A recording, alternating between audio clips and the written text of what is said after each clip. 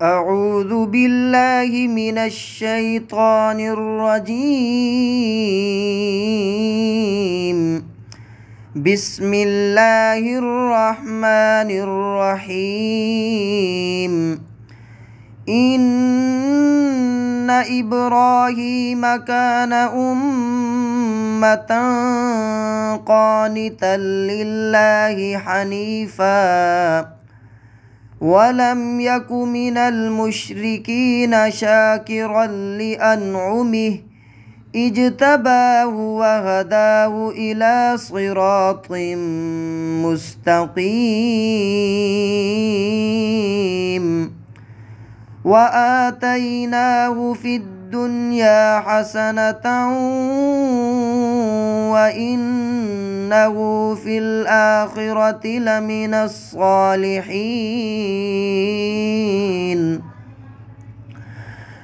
ثم أوحينا إليك أن اتبع ملة إبراهيم حنيفا وما كان من المشركين. إنما جعل السبت على الذين اختلفوا فيه وإن ربك ليحكم بينهم يوم القيامة فيما كانوا فيه يختلفون. ادع إلى سبيل ربك بالحكمة والموعظة الحسنة وجادلهم بالتي هي أحسن إن ربك هو أعلم بمن ضل عن سبيله وهو أعلم بالمهتدين.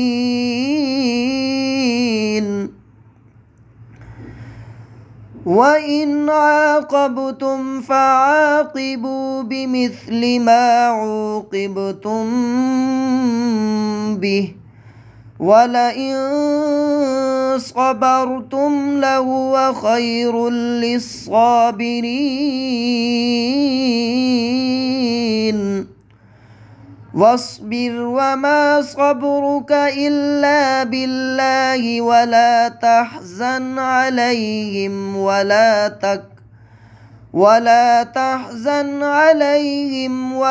تك في ضيق مما يمكرون.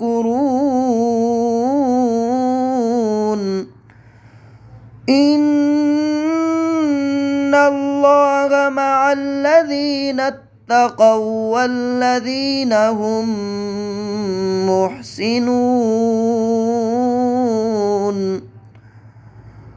آمنت بالله صدق الله العظيم.